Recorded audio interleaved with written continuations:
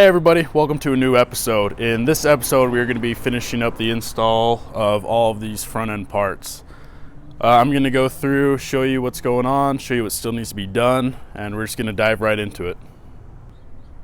So in the last episode, you guys saw a lot of work got done on that rear end, a lot of the welding, installing a lot of the parts.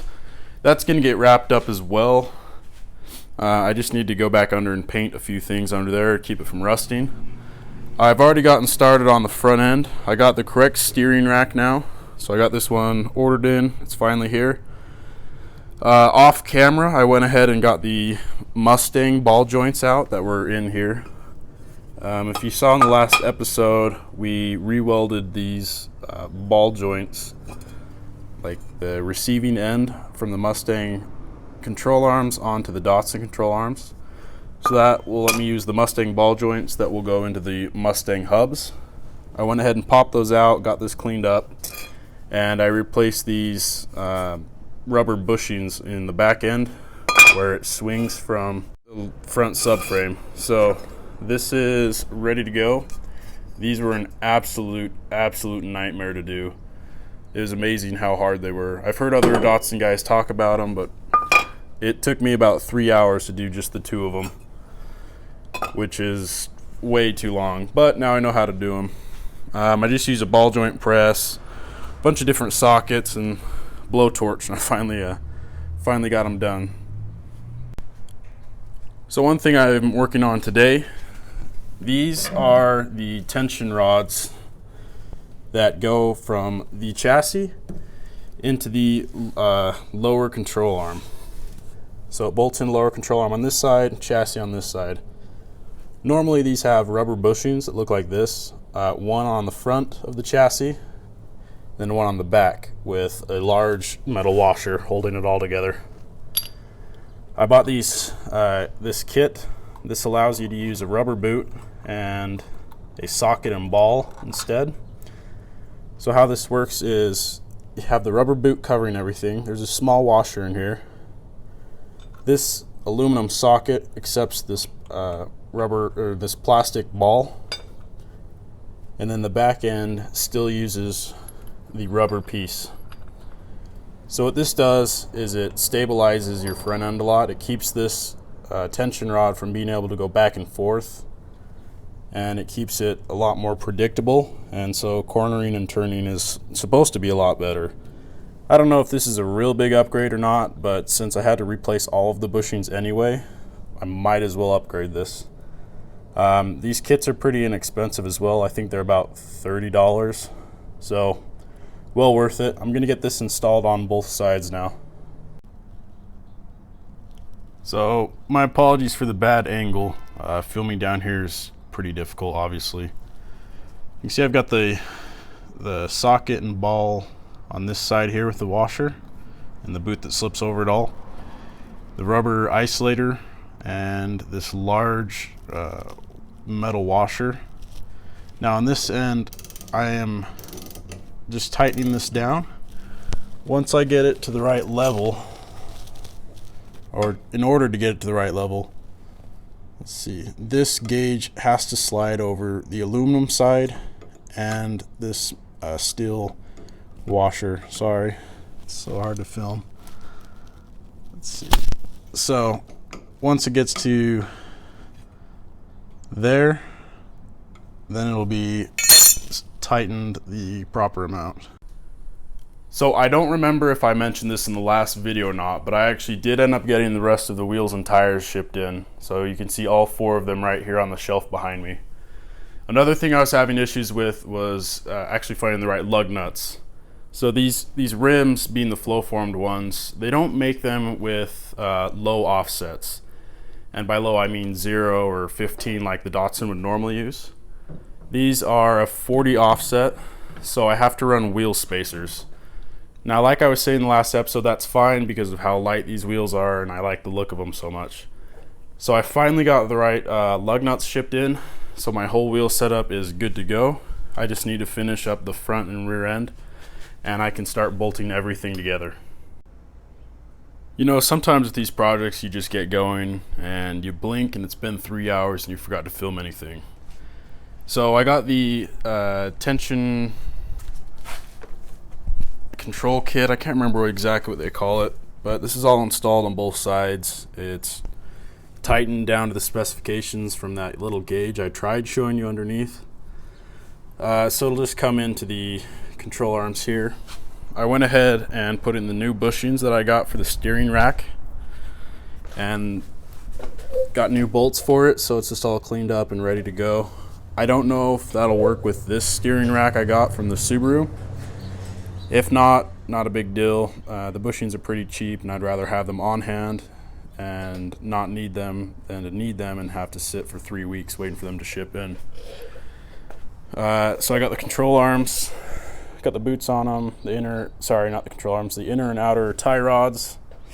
Those I will slap onto the rack. I just need to go buy some new wrenches. I'm gonna get some adjustable pliers, adjustable wrenches, probably a new socket set, just a bunch of new tools, something to pull those off, so that I can get this mocked up into here and see if it all works with the new inner and outer tie rods as well.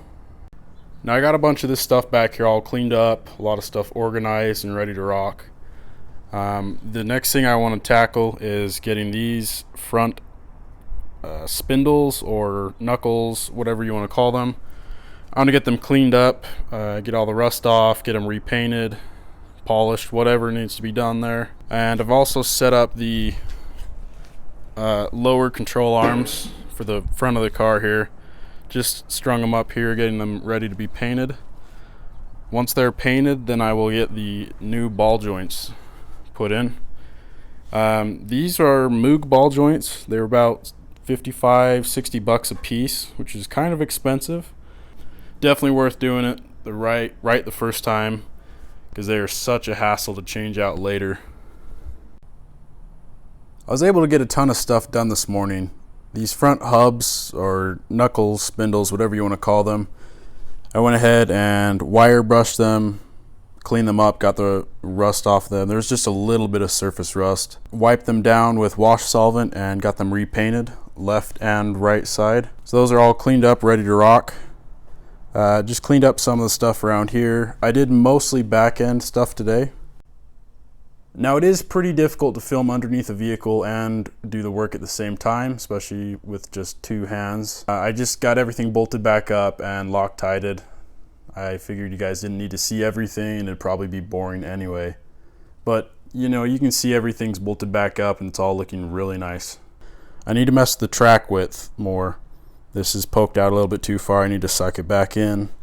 So it's not done yet, but it's much further along now that it's all painted and bolted back up and in. That took about 4 hours. I didn't want to film it all because I'm bored of it, and I can only imagine you guys are bored of it. So I got the weld-through primer sprayed on these brackets. These will get welded onto the coilover like I was mentioning earlier, and then bolt onto the knuckle so that I can use the 2014 Mustang GT knuckles. Another thing I went and did is I got all my exhaust pieces just laid out, made sure I had everything I needed. I've got the flexible pipes that let the exhaust bend a little bit. I've got the mufflers, clamps, exhaust tips, hangers, and all of the main pipes, along with an X pipe down here.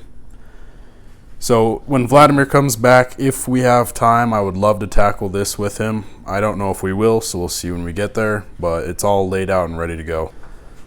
So I could actually throw wheels on at this point. The only thing that still needs to be done back here is the differential. I think you guys have seen in one of the previous videos, I got a Power Stroke rear yoke for the differential. A lot smaller, a lot lighter, and a lot easier to make a different drive shaft off of for a custom application. For whatever reason, these are a little bit tricky to make custom drive shafts off of. So I'll swap this over onto this differential and bolt it in. Then it's ready to rock. I just got to throw in the CV axles and the rear end will be done.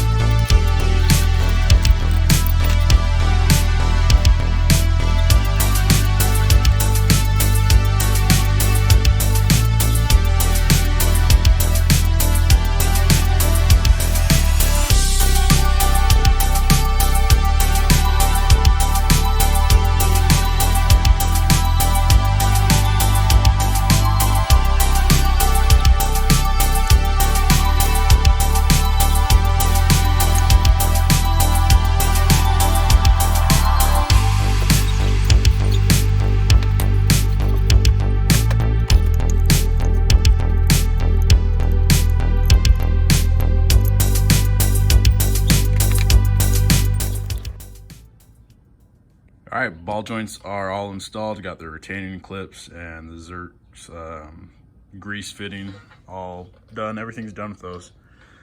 Ready to bolt in. Next, I'm moving on to this power steering rack. I'm gonna undo some of these brackets holding the power steering lines on here, just so I can get these old power steering clamps, like the mounting clamps, off. Pull these off. This is still a cylinder in here, so it should just slide right in to the old spot, as long as the diameter is pretty close. So pull those off and just see where we're at with it.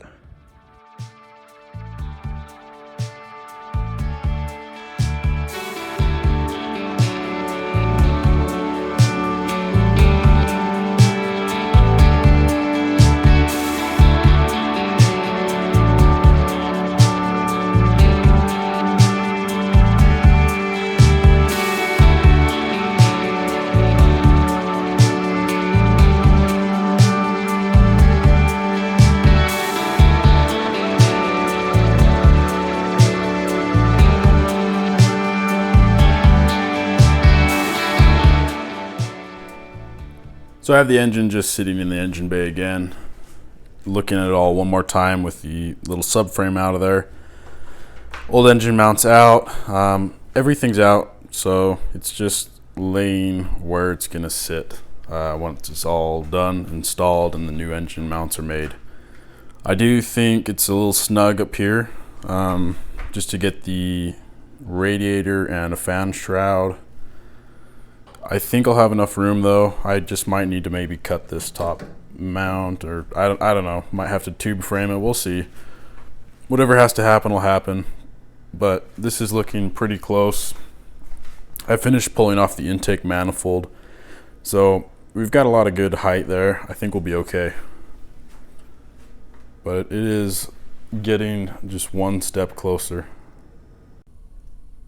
I'm gonna cut the episode short here. You guys didn't see a ton of progress, but this is actually a couple weekends worth of work. I'm going to resume all of this stuff when Vladimir comes here in about a month from now. In the meantime, I'm going to be getting this engine disassembled, hopefully with a friend of mine named Vern. I'm hoping he can make it anyway.